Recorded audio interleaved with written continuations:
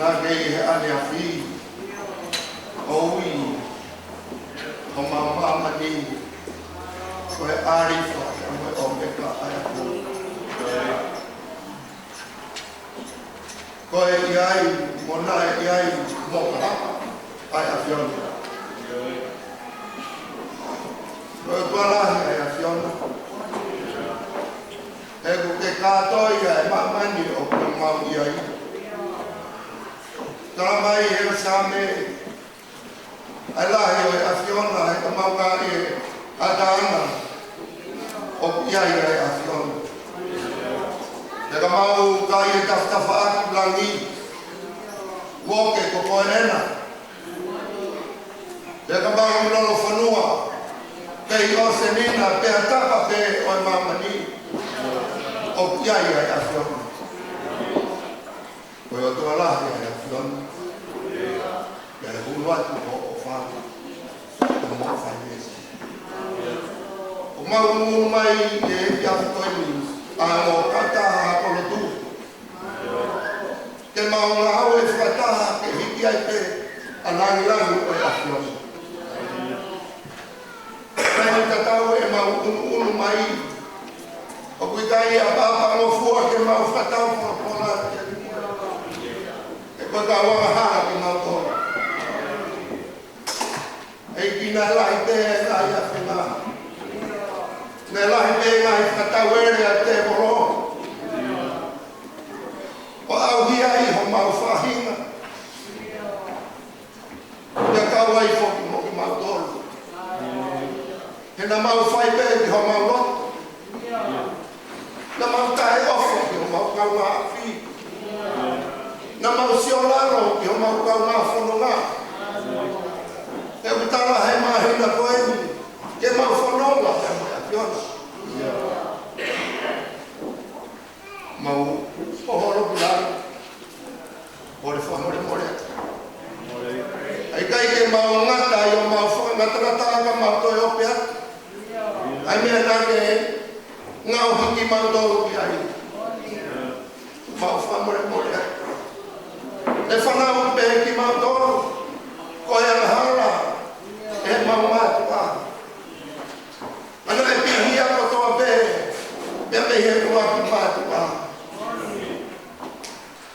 Ko e mau mātua ki, o holo kula, o le whamore moia. E ko la maari e la mea ama lota ma fesfesi, e kai tokai e a fiona. More ki mato. Mau whakatai ke si hawa pe kulelei. Mea mutolonga o aro wha. O whai ki mato. Ka pauna e kai. Ke te kia e aro. Oi a fiona. Hei kai haa beni. Ke mautu ai ke whakamooni ke ofa na ke whai.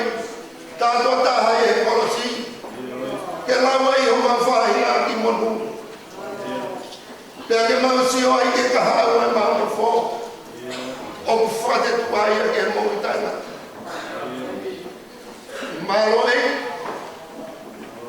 a o whai ki matoro. O whai ki matoro e puipi, o e pekia o e afiona. O mau iwi ai, a ho eiki.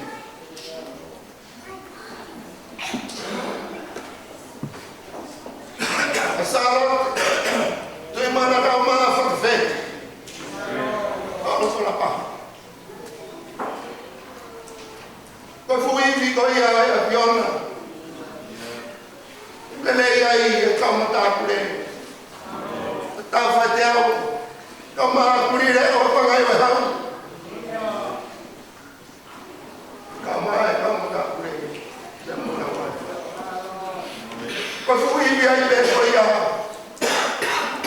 Ko pukei ma uiwi ai. Ai tanatai ki pai tau. Sea oi wa hena la we. Ka koe whai pe kau sea ia wa he whanua.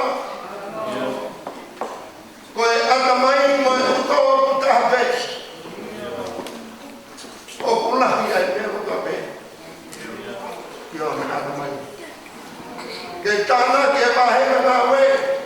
whakatonua. Ai maua e fia mau. Koe ni e koe whakau. Prisleri koe sea ia te kakau. Koe fia fia. O pune kei mau i koe mau tui ia. Koe ngā te koe fui i oi keresia e fiona. O puna mai ho. Koe fui i ai te ia oi te kia ai a fiona. O mau keresia i o mau i ai. Ai mo kata ha kola tu. Kau mai o kau skeri kari. Pai ai whaturia. Ke unu mai ka toa te mai mau whanau. Ke whai ai koe mau wakrotu.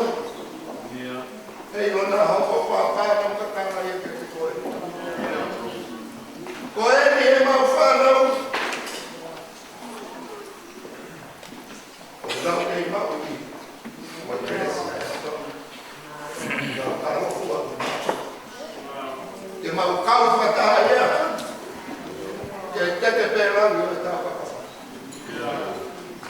Tua mawha. O mau hapai hake ke Ationa. A hou eiki. Kei hoko ai pē. Ai whaka i eiki. O holo tu. O kunau whai. Kei hoko koe sipinga. Ke mau mui mui ai. Kei no o e kawha o hamata pure. Ke whakatonu wa ki ki mautonu. Ke mui tāna tau. Ai tāpua ki mai ki nā. Eiki. O mau hanga hake pē koi ngā koe whakatau pure. Te mohono whamiri. Te mo e tongai laumari e. Nei tai muki i tani. Ai tāpua ki ia. Wala yo noi vida fa pon keres. Ko nga hunga fa. O vai fonua ka mai nga we. Be fo ki si tehina pa te kau. O pune se ai he ki. E ki mau pa ka to. Ke ka ki ha ke ia. Be mo ke sara mo si. Ka mo ho fua a fiona. Ke me. Vai e na we. Ono ki mato te fato mai pe mo e ki la maria o ni amo kanta ko tu an ka ste tari ma hapai ha ki apion fai hana ta ko ko na o rei o na fai o to koni e ke ka fai pe ka o ka se ko ta ai un kilo tu fai ho e ki mau hanga hak ko i ngā mai mau whanau o nā tāloro mau hapai hake ki te koe e whanau a mo kautaha ko lotu e kau wale wale mo ki nā tōru mo toa pēo kurofo mai o hapai hake ki a whai mai sa nau tā o mau hanga hake ki ho apio hataha me o mouri whainata ia. Hataha me o ka whatu he whono ngā anga. Aki nau tōru ki taritau anga. Aki nau tōru ki awi pōpurana. Aki nau tōru ki e whare mamahi. Tara mai ko ho whaiwa. Ka mauka tō ki a whainata. Tara mai o tōku mafumafi. O ni maara mai te whai o whai pā koe whakanonga ki nā koe. E whamoku. E mai whai ka kaa awa. E ki koe mauna tūia. Mau hiki kotoa hake pē. Ki mau tōru ke pua ki atu ke ha piona. Koe ki e mau whanau. Ko ho mau whare. Mo e mau koroa.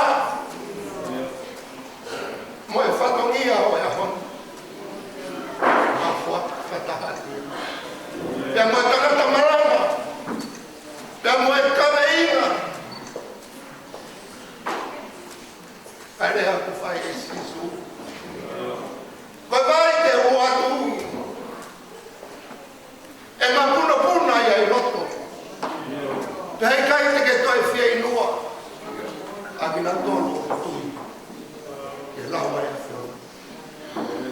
Eiki. Pea nai ai mau o tua o e ofa. Tani moa e lotu kumaki e tu. Pege tawhi au. Hale mai. O taki ho mau whono ngā i he koni. Ngā ue pia mai lotu te mau whai. E whanau ngā maa ai mua korotu. Tuku pege hoko ia. Whaia ke mau whalangilangi. Oe mau whakanei me. Mau atua ki mau tōru nea moe mau tae tāu. Lotu pia moe hū hake. Whai kotoa pēia e wafa o aro. O sisu. Kuia pēia o mau whai whamoe. E me muta.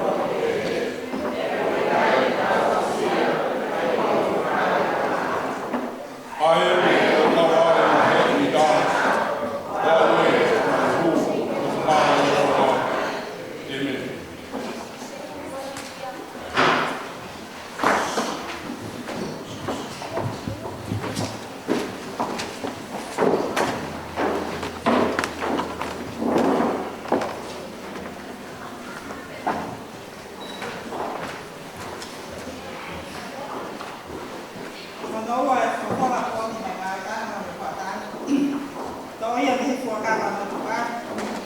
Tohi o no ua mo se se kui ko iksoto. Kuma hito e wahe. E ka manarau no wake le si. Ia no hito e konga. E iksoto wahi hapito. E suruahi i hito. E koe te esi ka tuang no kuma waru. E fuakava no tua. Tau kanono ki ni koro. Ia hiki ai e no whakanga katoa i Sireri ni toa whausiri. O nau kunonga i ane a Siloka. O nau fotu te riti i reti. E dai kai hawai ke iu e kakai. E dai lau whakamaki e kakai ke a sese. O nau pehe. Kei mo omi ha mawai ini. Te tari mo sese ke te ngā tōru. Ko ha o mo whai o mo mamahi e te au.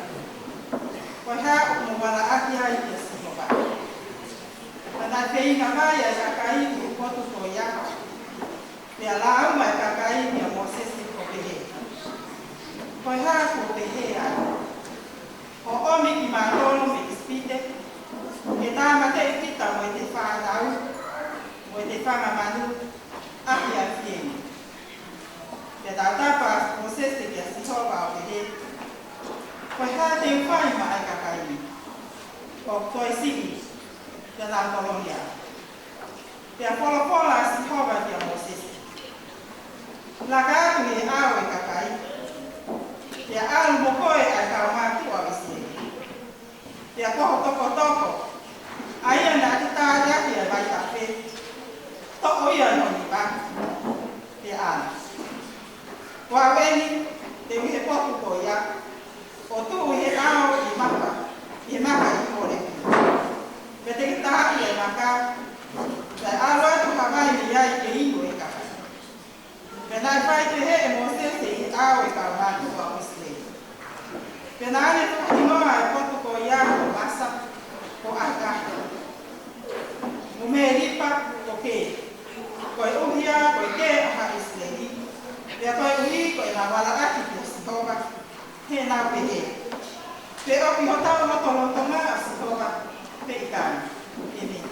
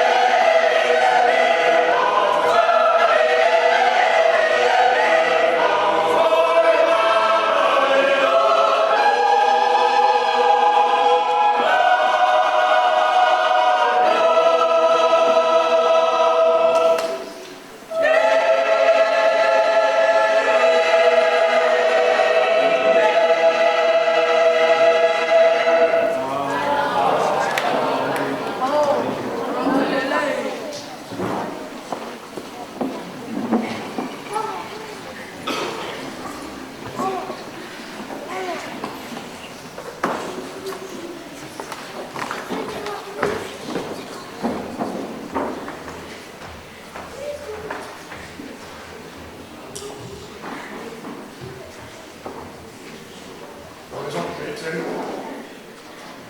Ai, e tēri a paua, e ka kai o ma. Ni para hei. Matala ui o me wake o ma.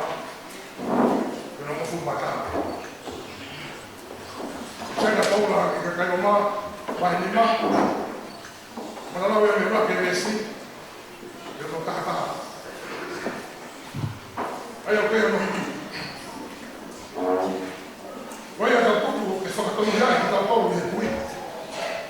Ka tau mau merino ai mo toa, ka tau e ko sisu tausi.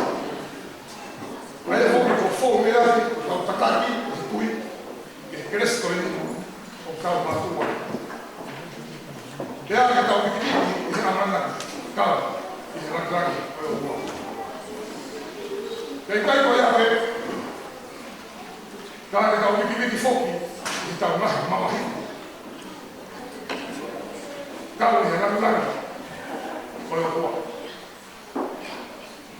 E kai ko ea he, ka te tau wiki foki i tau nahi mamahi. E tau ino, o kutuku me mamahi ai kātaki. Pea me he kātaki, ai lava o e ahi ahi. E me lava o e ahi ahi. Ai whakakoa me ni. Pea tāre hainu, koe mea whakama. Ai whakakoa. Koe hui mo tauna ingi e ofa e koa. Te ko tauna tō, he rau mai rea māno ni. Ai ane whoi kina, kia te ki tau tō. E, ka pāwa ane te kia ka laisi mai whakakoa ma te. E hoko e koa ma tonu. Lea mo nai kei mai mai ki tau tō. Sempre. Lembra uma festa toda? Eu reata. Eu disse uma coisa. Eu. Na Paulo vai tragar também. O cara não vai gastar. Ele só vai cortar essa. O matemática. Agora o Paulo me fala por. Ele ofende que tem que dar. E aqui aparece uma tampão. O tom está aqui na rala. Pega a pau, põe. Pega a pau, não vem minha, só vai comer. Eu não tá. Já uma nova. Tá o fala ali. A faia veia, me derrubou. Pega a pau, mas fala dele, é o quarto que ele dá o pão. E é pequena. Alo. Kau tahu yang sudah kau tahu. Dah mana kau faham? Kau faham boleh ada. Tak boleh faham. Jadi kaya kau ya. Kau wiki fok. Itu tua kau tahu ni. Kau ni yang tahu ni si super nasi. Kau tahu kau ni. Faham ni ada. Kau faham kau ni. Kau faham kau ni nak buat.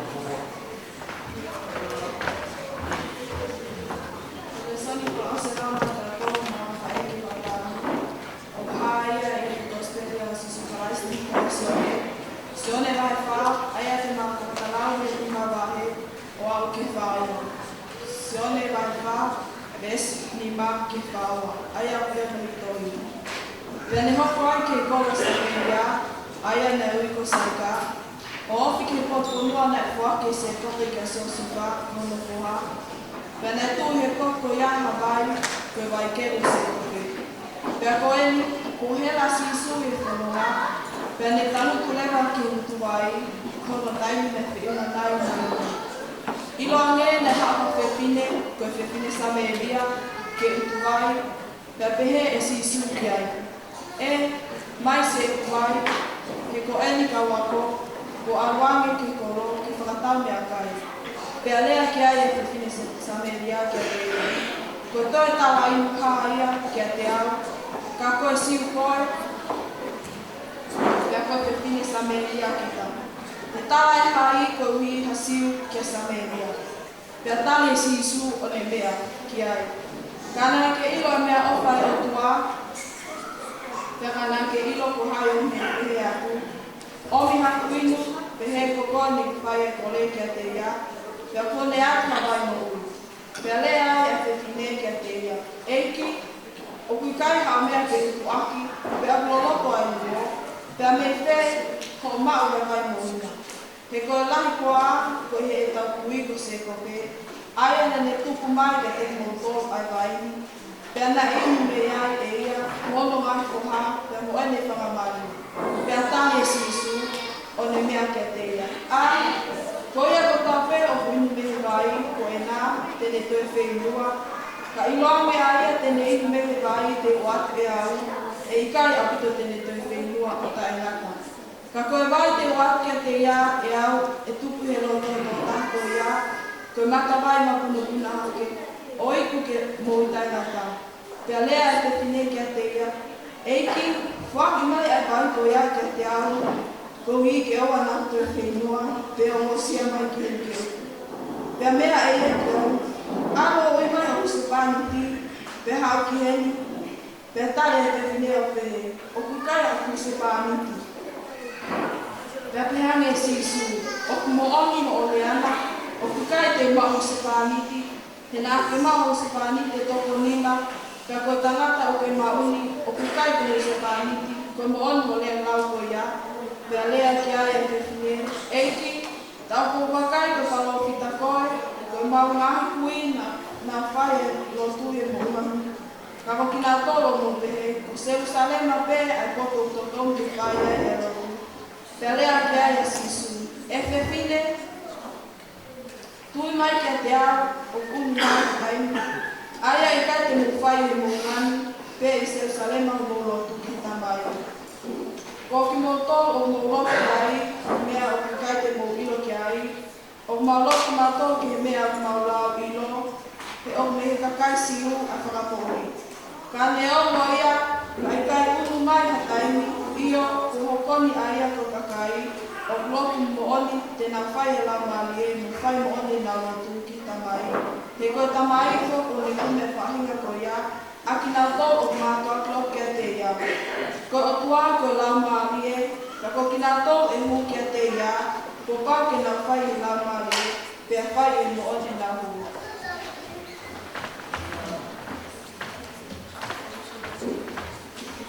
Kesi wani magi whāua. Pea rea e whine ki ai. Ko wiro o hawa i saia, a ia o kuipo kalaisi. Ka toku hawa tō taha ko ia, tene ko aha ke te kukotoro, a ia ko toa pe, ko toa pe. Ia polopolo ai a sisu ke te ia. Ko ahu ia o kurea ke te koi. Ia whiunga mo ia, mo iomi ne kawako, ko na wogo, i e te tarano mo te whine. Kai more ke mamao, anau taha tene pehe. Koe haa mea o pe whine mau. Pe, koe haa o ke tarano ai mo pe whine. Pea tuku ai e pe whine ne anga mai, o ne aru me iai ki e koro, o ne pehe ki e kakai. Ko miangi, o mamata ki e tangata, o ne tala mai a mea ko toa kou whai. O wikai nei ko misa ia ia nau atu me e koro, o nau kamatalaka mai ki a te ia. Kolo tonga ia na e kore ke te ia, e kauako o pehe. La pai, te ke tokoni mua. Kaka pehe ne ia ke te ki nau tōru. O kuai e kukai, i kai te mo ilo ki ai. Ia pehe aki ai e kauako. Ka tala e hai ko o me hataha ane mea kai, i ne. Ia pehe e sisu ke te ki nau tōru. Koe ku mea kai e, koe tūri ke whai e whanakau, o ia nane whekau mai au. Ia ke whakaosi ha nanga au. I kai o mōrau, o toe whaa mahina, pia hoko au tau. A, kautala atu. O hanga ake mua ke ngahi ngowena, makai, o fisi ina ia, i e utu tau. Ia nā moe tai minu, mau to tongi e ia o kūtu. Ka o maa o kune tāna kua, i muita e nata. Koe ui, ke whiawhia whakataha, e ia na e tō, mo ia na e utu.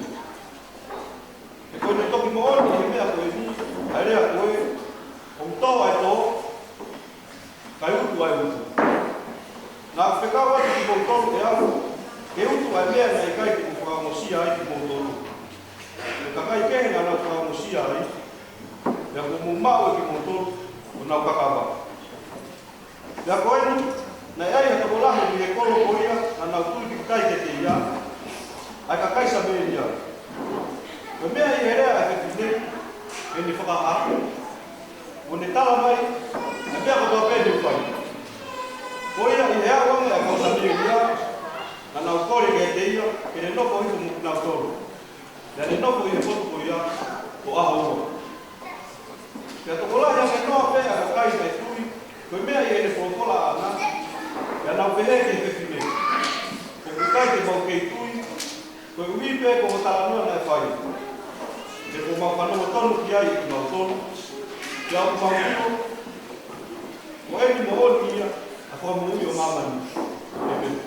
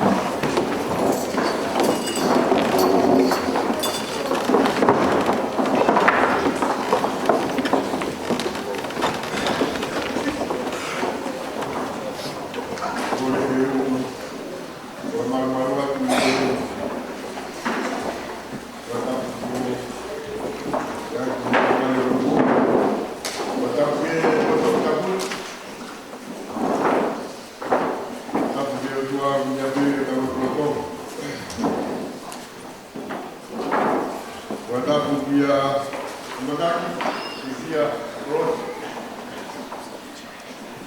Watape hiyo la paha pia mwetana wa wiki. Watapu pia haka yena kutao, yetui.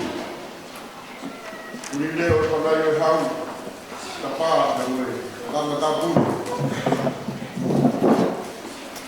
Watapu pia como foi ficado eu vou ir para cá do dinheiro fiquei tão contado no tudo e a para quanto que com cartão no tudo ela vou eu fiz muito ao fia então para ternyata ia dia o vai bituatu vai dar para menu e clogo tai mari clogo ia ia mo family e alfa clogo bueno. Quando vê eu como que faz melhor e que pouco e a mostrar lá que faz melhor.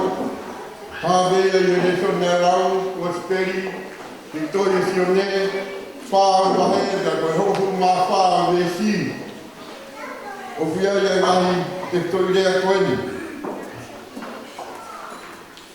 O amor dele ibu age pai fahawa malanga ko porque que o kahawa tu botu fahawa ko ni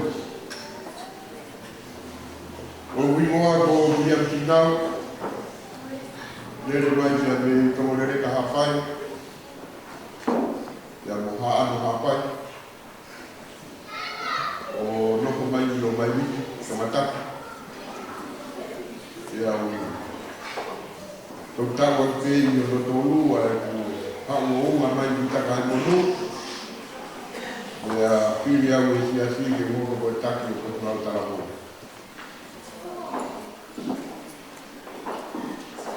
desmalaga que ele vai para estafa aí não vai a ter nem o que me vai ter o outro é o que cai aqui do diretor de no ataga agora vai ter o outro que até já o matawai ma puno hake oi ku me mo itanga kavena o matawai ma puno ma la mario ka kai ko to be ti na talia ni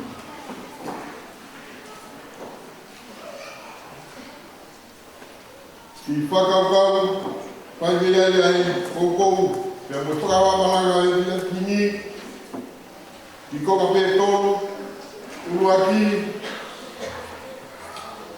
com fonga taritari kakai na fai e define que assim su e vai ter ono wa ko vai e bowi da ono tolu ko fetu e ba me e vai mo fonga que ba aqui com a tantari na fai e define hiki te sio de e ko speri pa ke harai ao dei por vai ha mo pa ke de fotu mai ha mo ko se fine pe me aver pa no ko se fine pe ko de pe ko se fine tau ko to ki ai ho e pa fine ya mo wa kai ke ko wa tantari na de fai ya se vai a fisu ko malo lo no pai wo de o sia i ko no te file o mi mo sia kwinu o ko ma na tali na fai e te file i ka ke de ka ho wa tu malo le le ta tai o ke ha me te to ka ki ai ko tali ro ki pe hala ko pe dai ko ta ke ke lo to ke ta tik ku ani pe hala pe more o ta pa ba ni ko ma ta ni ko na fa ye fe ko to le i muhaya ko to ta i muhaya pe fai pe o hi ha si ke sa meria aga pe ho ko le i mai ko ka ke ta ma ni aga pe ho ko le i mai ko ka ke ta ka ira o kuikaje ta family hai winga ho ko le i mai. O kuikai ke petongo ni aki hasi uia mo Samaria. O kuikai ke tafias. O kuikai ke kau ya kolotu. O tuku ruaki pēr te tineni he ana wene taitari kakai. Ne langa ia koe āwahe wahe. Langa ia koe whai kehe. Koe siu koe te Samaria. Aga pēpē ho kore mai. Koe whenai nei kai orsi heni. Nei kai ke mōre heni e. Whanga maari e. Kai ke mōre heni. Amia nei wingai hawa sisumia koe ne misiona ke hoko mai ki mamani. Koe misiona na hawa ia sisumia koe whamoui. Nā ko hawa ke mongawe moui ne ke mongawe lai au pito pito. Koe hala koe e tari. Ke uruaki. Ka pau te tau peti ka pahinga keini pēheri e ponuaki ko te hala pē tau peti koe osia tau pahinga maari e. Koe oane te sisu o te pahinga maari e. Ke sine ka teke ilo e mea opa e o tua. Pea ka pau ngā ka ilo ko haia mea atu omisi a kuinu. Te he ko koe te ke whai e kore. Ko whetau i hake. Kau ke sine. O tama mana ia e papa ahi. O soka whai ke he. O langa awa he wahe. Haka e sisu o peinga. Ke ne horopi atu e poi langa awa he wahe mai. Kai lawa ke na whetau raki. Kai lawa ke ne au sia e moni o pāpea muia. O kuikai o e tau no ko ia koe angai tau ngā webe o e tau kau mea koe tu. Ko halanga awa e wahe. Me ko hatau whaka whapahari. Ka ko pau e tau kautaha. I e mea o toa pē. Haka situ ia horoki awa e wahe. Ko kumisiona aku koe langa mo ui. Ko kumisiona aku koe hiki e mate ki he mo ui. Pea koe langa koe mei taimiki i tāniki. Koe uhinga ia mea tāku poko mai ai. Tawange e sisu. Vai kona ku ke hela mai ai e aho ni. Te ke toi hao pea nai o soho e taha. Te ke toi hao pea kon kon. Te ke toi hao he mahina na hau. Te ke toi hao pea tau kou. Koe vai koni te uatu e au. Kua taha peho mau. Nonga. Pie marie. Bore a ngā mea o aho. Bore mea koe na tau bore ai. Koe ngā mea. Ai vai nai hapu sisu. Koe vai o ngoi. Mea ia te punga naki aki. Koe vai o rai o mamani. Ka koe tata a peo sisu. Unga kaharot. Koe whakaukau ia e honu. Koe peitu e ma mea e vai. Pea moe tonga ke mau aki koe tau kore. Kore mea sisu. Ka neke iro kohai ia ku kore atu pe he ko koe na ke kore mai. Pea koe ne atu hawai mui. Peitu ia mau e vai. Koe tau kore kia sisu. Ilo i eme whorofora.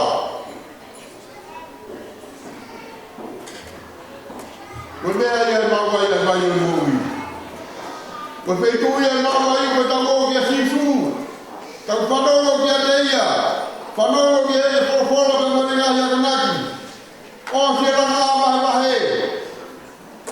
Kia koe tau inu he vai koe tindia ki tau ilo ai ho tau ane api. O mare te tine e pramatara te sisu e mea nei noko e ne moui e ko iri. Mea ea ne kore aki, mea ea ne raukau aki. Koe huke paniki e lima. Mea ea nei tuku ai ane, tia se tine. Te ne noko e koro. O mare ea he pramatara te sisu. Pea koe ea kai ai taimi ke tau maua e mai koe ni koe mai e moui. Mōre o tau moui. Te tau ni ake mea na tau rata i ane api. Ya to pe apostolo ko more ngania o la o ta ko fo. Ko vai e ni ko vai e fa fo o ta ra mari. Ko vai mai ka kai. O pa o e me ui. Ko vai ma buna mai la mari o ka kai ko pe o na utalia e me ui. E bene.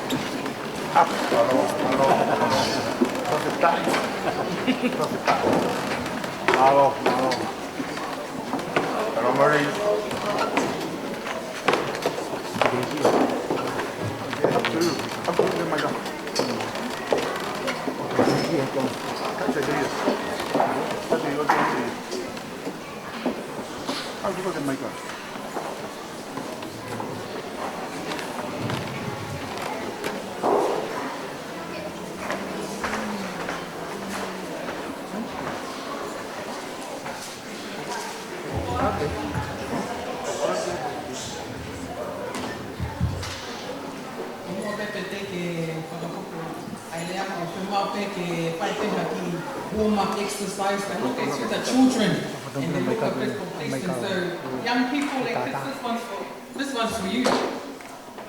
Me,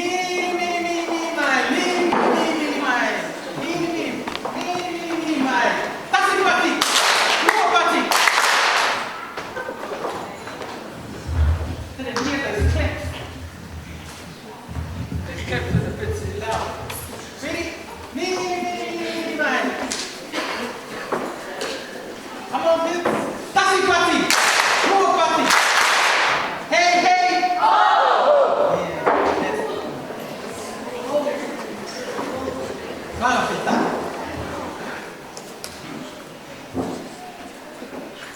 Pagkatapos, kaya ko ang mas-mapo. Wait, tawag ko ako na. Pagkatapos, kaya ko eki. Kaya ko pagkatapos, kinamatapo. Pagkatapos, hindi kaya tangata, malanga o yung mami. Takle, kung kunagkako. Pagkatapos, hindi ipagkakaw ko. Kaya nga loko, GI. Ikaw kisilitaw. Pagkatapos hindi kayo masetwata, may tugon masetwa. Pagkatapos hindi kayo masigay-kitari, kaya sa koto. Ma, kayo makotunaw. Sa koto. Kaya tayo mahoko. Kailangan mo nung kinitukola. Bakit may mahako? Ako. Sisi ako ito.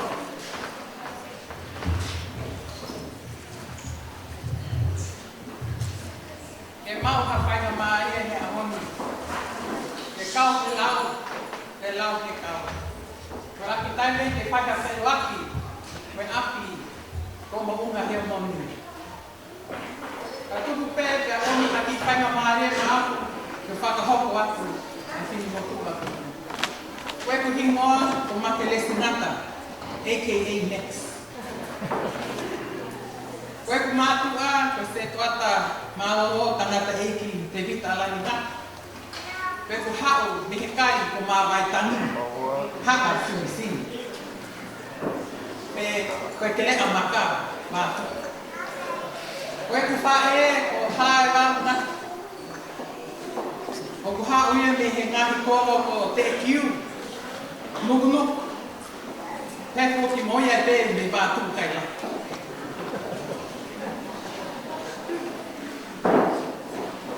Ya ta ke pa ko ko atu pe. Engang yaku ngang ngawe. Ko wi ke kai. Awako he ta lahi I apiako sasi Trinity Theological College. Ka mai ka ofa tau ko. Kaya lolotonga ay ako na upechuwe pe wa te tahabalu kaya ki live ay pe kuhi koe tokanga kaya mo koe api ke tokoni kamam ke tawi ay tamay koe koe patokulo koe te papeta ay pe kaya mahoko ay nari tagoni mga hihoko ko pe kupaya Te koe mea mahoinga, ai tāu ni tuku hono. Koe whai ofa, he tamai whai. Kau te whakametai, a te ui whea kita, ke hoko, koe taki. Koe potu ngāwe e meneri o. Ka ko whakamaro lahi atu, ke toko ni. whakakato e ngai whakomia. Koe ngahi nawe kuke pai tokoni kia te ao. Ka loa tonga te, ai no pe api ke pai ai tokoni koe ofa ke mo mātua. Ko whiri au e ako ko taku ko Lisi Trinity College ke o wholao ki Europe. Whakakokongai a youth mo Stasi mo Kolisi I he Council of World Missions. O kawai e ki whini mo tu a koe ni I he tala noa mo ngahi workshop. Mo e kau ki he ngahi issues koto e pe I mā mani lahi. Mo e ngahi takila lahi mo ngai whanua lahi.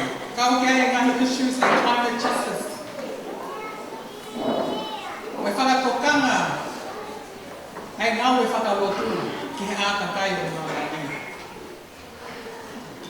O kei whakawhetai pe wāre whinau. Pe whoke vai te kausea te rita whinau.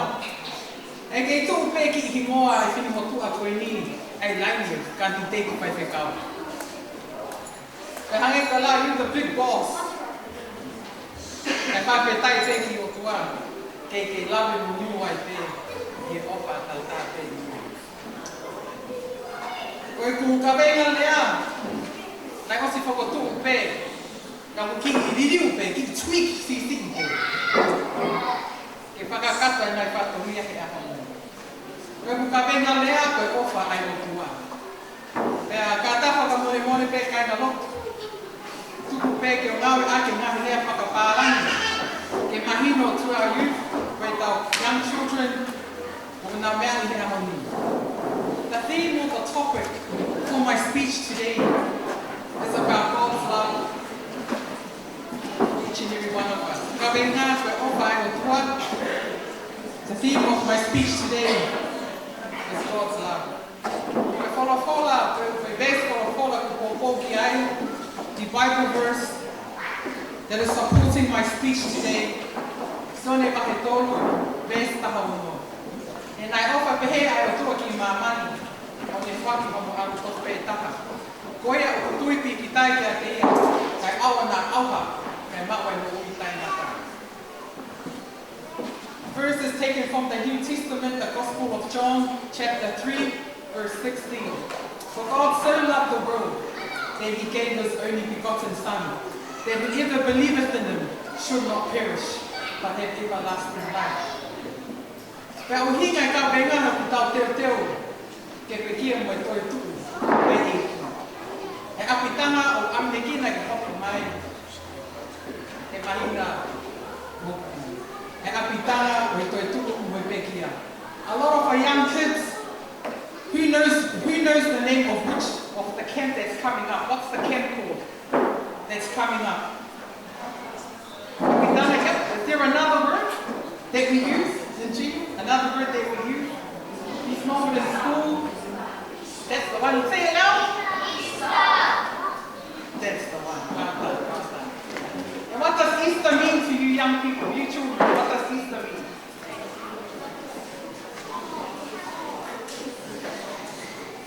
Any thoughts, any ideas?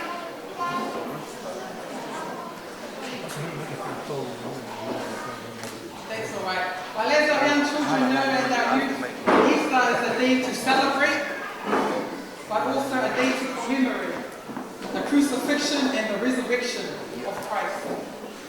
And as our children know, Easter, we do eat Easter eggs. Yep, we eat a lot of chocolate Easter eggs. Not too much, hopefully. And a lot of gift baskets. Kako whakamahu inga, I offer lahi koe ni nei whai ai no kua ma tau kore. And I would just like to emphasize on the passage of scripture for today as part of my speech. For God so loved the world. Now that word love is not a love, not like a general love that you use like a fiction, it's a feeling, but it's something different. I he lea whakalatini, mo he lea whakarisi, it's called agapeo. Agapeo is a love that is only given by God, an act of love by God. Peko e karisi agapeo. Peko maho inga koe ni I offer when I otua, it was a different type of love. A love cannot be compared. The kind of love that, as Christians, aki tau tole tau Palestiane, te tau whakatā e taha katoa pē. For God so loved the world. What does that mean, that word world? Not just within our churches, not just within the range that we know, but all the inhabitants of the world. And the Greek translation is called the cosmos, the universe. All the inhabitants. We're going to offer a lahi koe nei whai koe o tua kia tau tonu ko toa pe, o ku tau nasi ai morui. Ko hi nane pekia, mo i toi tuku, e tau mau e morui, mo i tau mau e morui tai mata. E nane whaki hono alu tos pe taha, he koe o ku tui pi ko tai ka te ia, e oa nā apa, ka tau mau e morui tai mata. And when God shows that kind of love, it's the kind of love that we want to be able to express and show to everyone. Me koe whakawhetai ia he ahoni. Nai omi aila ke te nasi ai. Hange koe ka wenga ko omi. Koe ofa ai o tua, koe God's love. The love of God that He gave me whaki a fifu. And pe kia i konosi, moi tō tū for you and me and for everyone in the world. May we continue to express that love and show that love to everyone that we come across and those that are in need of it the most. Nā tōru ku si whaingatā ia, nā tōru nā si whakaoa masima, ke nā kauna tōru I he ofa ai o toa. May God richly bless you. I would like to thank the Reverend and the leaders for the opportunity. May God continue to be with each and every one of us, now and forevermore. Tua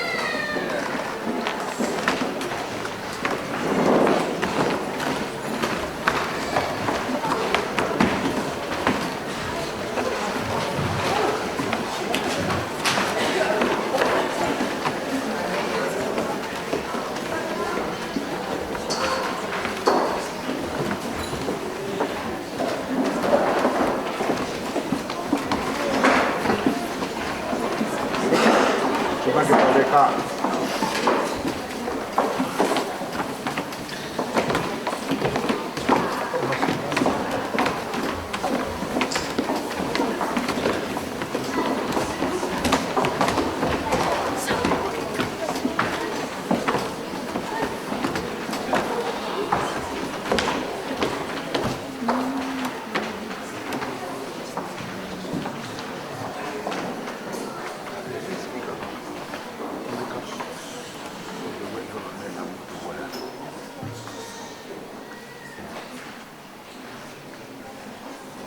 Okay.